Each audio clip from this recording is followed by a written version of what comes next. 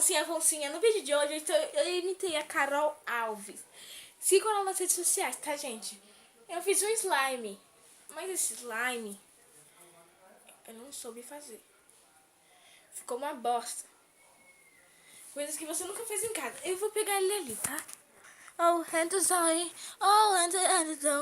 daquela música aí, quando você vai buscar alguma coisa nos vídeos, assim, dá um efeito daquela música. Oh, peguei já.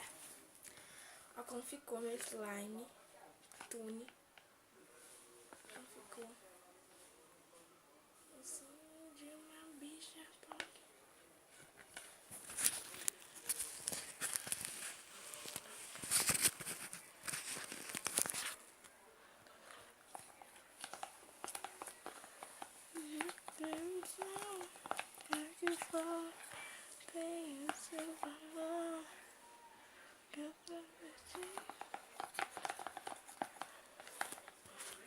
Vocês viram como fica abrindo slime? Pegar aquela coisa, uma coisa que não tem que fazer isso em casa. Massinha. Sem ter os ingredientes certos. E quem gostou desse vídeo, adore, porque eu vou fazer a próxima coisa que ele mostra pra vocês. Isso é uma coisa que eu não entendi. Por exemplo, fazer em casa ficou uma bosta também. Voltando, eu ia pegar o outro slime que eu deixei bem azulzinho. Vocês viram, né? Tá roxo. Mas ó como ficou se eu chacoalhar. Vai ficar um azul. Um azul.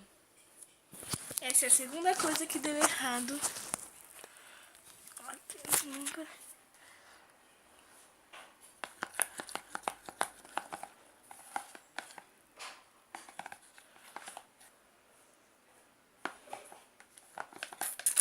Pronto, vocês gostaram desse? Só põe no comentário, hashtag gostei. Próximo slime que eu irei deixar de uma cor fabulosa. Fabulosa. Eita, a câmera fica quieta.